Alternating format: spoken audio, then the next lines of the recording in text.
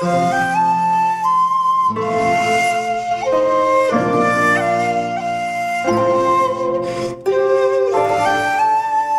कृष्ण। तो आज हम द्वेष के बारे में चर्चा करेंगे। विशेष करके वैष्णव मार्ग में द्वेष सिद्ध होता है, क्योंकि जब तक द्वेष से रहित नहीं होंगे हम, तब तक ही जीवन पाप से मुक्त नहीं होगा। क्योंकि द्वेष के कारण हम अलग अलग कष्ट देने के लिए विशेष करके अनेक भक्तों को चेष्टा करते रहते हैं। यद्यपि ये संसार में परिपूर्ण रूप से द्वेष भरा पड़ा है, लेकिन फिर भी वैष्णव जगत में बिल्कुल भी ग्रहणीय नहीं है।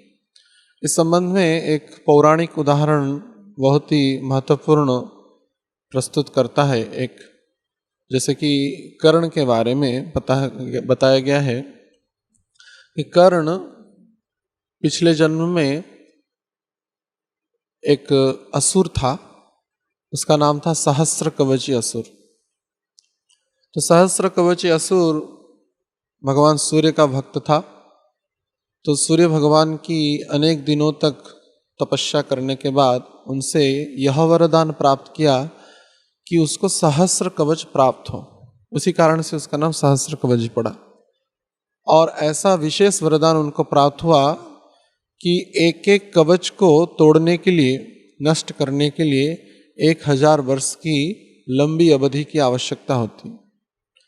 और एक कवच को जो तोड़ेगा, जो भी व्यक्ति तोड़ेगा, उसका मृत्यु हो जाएगा। और ऐसे ऐसे करके सहस्र यानी कि 1000 कवच। तो इसी प्रकार का विशेष वरदान प्राप्त करके सहस्र कवची असुर बड़ा ही बलवान बन गया और संसार में बड़ा ही उत्पात मचाया। तो इसी के कारण देव, यक्ष, गंधर्व, किन्नर, चारण, सिद्ध तथा मानव भी पूर्णतः उसके पाप के कारण, उसके अत्याचार के कारण बड़े ही दुखी थे। तो बाद में सभी देवताओं ने, ऋषि मुनियों ने जाकर के नरनारायण भगवान से कहा कि आप इसका निवारण करिए। तो नरनारायण भगवान साक्षात भगवान ही थे, इस भगवान के सत्यावश अवतार हैं। तो उन्होंने सहस्र कवच असुर की वध करने के बारे में विचार किया। तो उन्होंने ऐसा किया कि नर भगवान अगर युद्ध करे सहस्र कवच के साथ, तो नारायण भगवान 1000 वर्ष तक तपस्या करेंगे। और वरदान के अनुसार जो सहस्र कवची का एक कवच तोड़ देगा, उसका मृत्यु हो जाएगा। यद्यपि नर नारायण चिन्मय हैं, भगवान के अवतार हैं, लेकिन वरदान को पूर्ण करने के कारण वो एक प्रकार का व्यावहारिक रूप से उनका मृत्यु हो जाता था। तो इस प्रकार का लंबी समय तक युद्ध चला। तो नर युद्ध करते तो नारायण तपस्या करते।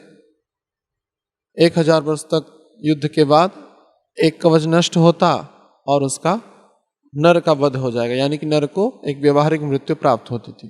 तो पुनः नारायण भगवान उसी समय 1000 वर्ष तक तपस्या करके पुनः उसके साथ युद्ध करते थे। तो एक मृत्यु के उपरांत तपस्या करते और पुनः तपस्या में लग जाते और एक युद्ध करते। इस प्रकार का 999 कवच उसका टूटा। तो जब अनेक लंबा अवधि तक युद्ध हुआ और जब एक ही कवच बच गया, तो सहस्र कवच बहुत ही भयभीत हो गया और जाकर के उसका मृत्यु सुनिश्चित है यह विचार करके वो सूर्यमंडल में जाकर के छुप गया, क्योंकि सूर्य भगवान से वो वरदान प्राप्त किया था। लेकिन उसके मन में द्वेष अभी भी था नर नारायण के प्रति। तो जो ऐसी लंबा अवधि चल रहा था युद्ध का तथा तपस्या का, मृत्यु का, तो इसी क्रम में नर की बारी आई कि वो सहस्र कवच का कवच तोड़े। तो इसी क्रम में नर को यह कवच तोड़ना था। तो द्वापर के अंतिम समय में जब महाभारत काल में वही सहस्र कवची ही जाकर के कर्ण बना और नर अर्जुन बने और नारायण स्वयं कृष्ण ही है। तो इस प्रकार का नर का इस बार बारी था कि सहस्र कवच का एक कवच को तोड़े। इसीलिए कर्ण जन्म से ही एक कवच और कुंडल ग्रहण करके, दिव्य कवच कुंडल ग्रहण करके प्रकट हुआ था। तो अभी बारी थी नर की कवच तोड़ने की। लेकिन वरदान भी यह है, देखिए द्वेष इतना घातक होता है। अज्ञात सूत्र में भी कर्ण को पता नहीं था कि वो अर्जुन के प्रति, यानी कि पूर्व जन्म में जो नर थे उनके प्रति क्यों वो द्वेष कर रहा है, क्योंकि पूर्व जन्म से ही वो द्वेष से युक्त था। तो अर्जुन को देखने मात्र से ही प्रतिस्पर्धा, स्पर्धा तथा द्वेष उसको उत्पन्न हो रहा था। यद्यपि कर्ण की महाभारत में विविध प्रकार की अनेक अनेक अच्छी गुणों के बारे में वर्णना किया गया है, लेकिन यह द्वेष के कारण ही वो जाकर के भगवान के शरणापन्न नहीं हो पाया और गलत पक्ष यानी कि पांडवों के जो विरोधी कौरव के पक्ष में जाकर के जा मिला।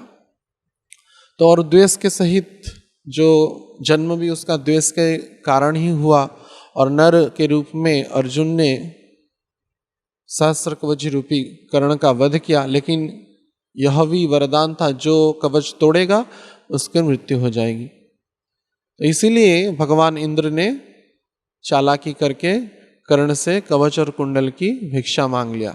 अगर अर्जुन यद्यपि मारने में समर्थ थे कर्ण को, अगर कवच के सहित कवच को तोड़ करके मारते तो निश्चित रूप से वरदान के कारण अर्जुन का भी वध हो जाता। तो यह नियम को सार्थक करने के लिए भगवान का ही यह दिव्य आयोजन था। तो कहने का उद्देश्य यह है कि द्वेष बड़ा घातक होता है। द्वेष एक भी द्वेष अगर इस जन्म में हमारा किसी भी भक्त के प्रति, मानव मात्र के प्रति ही रह जाएगा तो हमको पुनः इस जन्म मृत्यु के चक्र में फंसना पड़ेगा। और यह संसार चक्र कब तक हमको इस संस्कृति चक्र में फंसाएगा और माया के जगत में बारंबार जन्म लेना पड़ेगा, इसका कोई भी समाधान अन्य सूत्र में नहीं। इसलिए निश्चित रूप से हर एक भक्तों को, विशेष करके आजकल जो देखा जा रहा है, द्वेष रहित कलयुग का जो समाज नहीं हो पा रहा, हर एक के मन मस्तिष्क में द्वेष ही दिखाई दे रहा है। तो ये द्वेष से मुक्त होने के लिए निश्चित रूप से जो पूर्ण रूप से कृष्ण के शरणापन्न हो जाएगा तो वो ही व्यक्ति द्वेष से रहित हो पाएगा। क्योंकि यह बताया गया है, यस्यास्तु भक्ति भगवते अकिंचन सर्वे गुणस्तत्र समासित सूरः। जो भगवत भक्ति का आचरण करते हैं वो संपूर्ण देव सुलभ गुण उनमें प्रकट हो जाता है। इसलिए द्वेष रहित होकर के भजन करना हम सभी वैष्णवों के लिए परम उपादेय है और लाभकारी है। द्वेष के सहित अगर भजन करेंगे तो यह पूर्ण रूप से निष्फल सिद्ध हो जाएगा यह भक्ति, और भक्ति रूपी वृक्ष कभी भी सुफल मंडित नहीं हो पाएगा और दुर्लभ मनुष्य जीवन का उद्देश्य कभी भी सार्थक नहीं हो पाएगा। हरे कृष्ण।